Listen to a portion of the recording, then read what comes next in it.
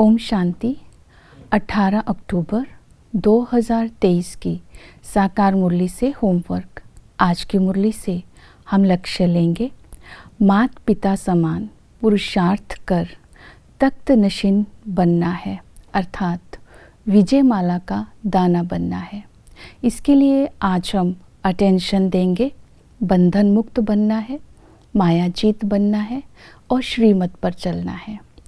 बंधन मुक्त बनने के लिए बाबा ने स्मृति दिलाई, इस समय देह का बंधन है, भक्ति का बंधन है, 5 विकारों का बंधन है। ये बंधन सदा ही दुख देते हैं और बाबा ने कहा देह के बंधन से मुक्त होने के लिए देही बनने का अभ्यास करना है। जब हम देही के संबंध में आते हैं, देही बन करके, तो सदा सुख का वर्षा मिलता है। तो देही के संबंध में आने के लिए उसकी विधि बताई। गृहस्थ व्यवहार में रहते, संबंध निभाते, बुद्धि योग सबसे तोड़ना है और रहना गृहस्थ में ही है। तो देही के साथ संबंध निभाना है। तो देही के अर्थात शिव बाबा के साथ सर्व संबंधों का अनुभव करना है। इस संगम पर बाबा पिता के संबंध से हमारी पालना करते हैं, ब्रह्मा के द्वारा हमें एडॉप्ट करते हैं।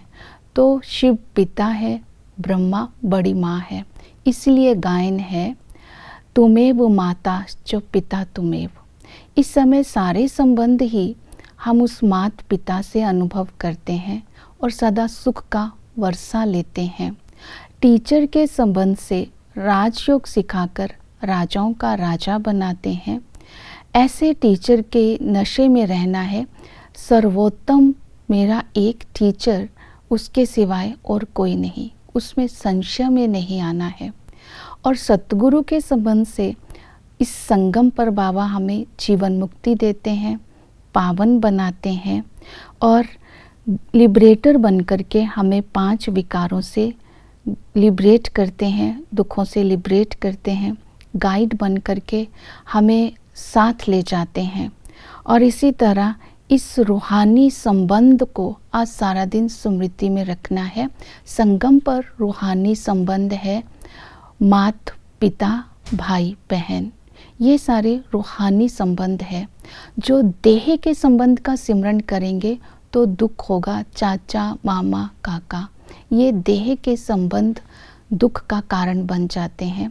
इसलिए रूहानी संबंध में रहना है। सतयुग में भी रूहानी ही संबंध होते हैं।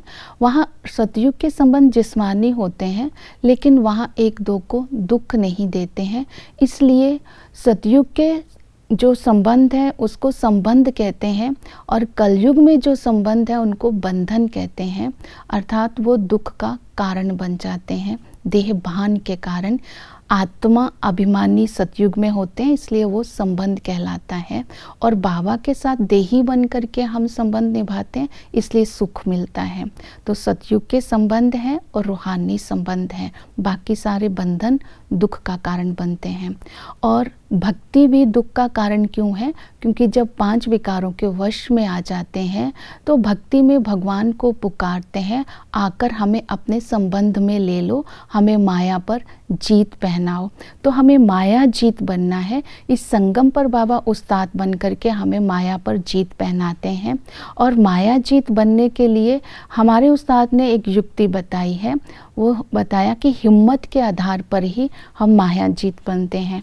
हिम्मत दी है, सदा ही गॉडली सर्विस में तत्पर रहना है और सबको निर्विकारी बनने का रास्ता बताना है। तो ये सर्विस करनी है। जीवन बंद किसे कहते हैं, जीवन मुक्त किसे कहते हैं, 84 का चक्कर किसे कहते हैं, ब्रह्मा का दिन क्या है, ब्रह्मा की रात क्या है, और अनादि ड्रामा के आदि मध्य के बारे में बताना है। तो ये ज्ञान के पॉइंट जो भी आज बुद्धि में मुरली में आए हैं वो बुद्धि में रख दूसरों को समझाने हैं। और दूसरा है कि स्मृति स्वरूप बनकर रहेंगे तो माया जीत बनकर के रहेंगे। नशा रहे खुद खुदा हमें पढ़ाने आया है और हमें विजय माला, हमने कल्प कल्प माया पर विजय प्राप्त की है और अभी भी हम विजयी आत्मा है।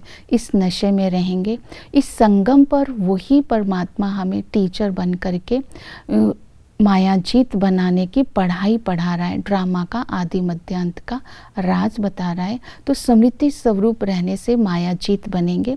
श्रीमत ये है कि इतना पढ़ना है कि मम्मा बाबा के तख्त नशीन बने, विजयमाला का दाना बन सके और हर कर्म राजा जनक मिसल ज्ञान गृहस्थ में रहकर उठाना है, अर्थात परमार्थ का और व्यवहार का बैलेंस रखना है। ईश्वरीय ज्ञान को बुद्धि में रख, ईश्वरीय याद में रहकर लाइफस्टाइल, चाल चलन, खाना पीना, उठना बैठना, संबंध संपर्क में आना है।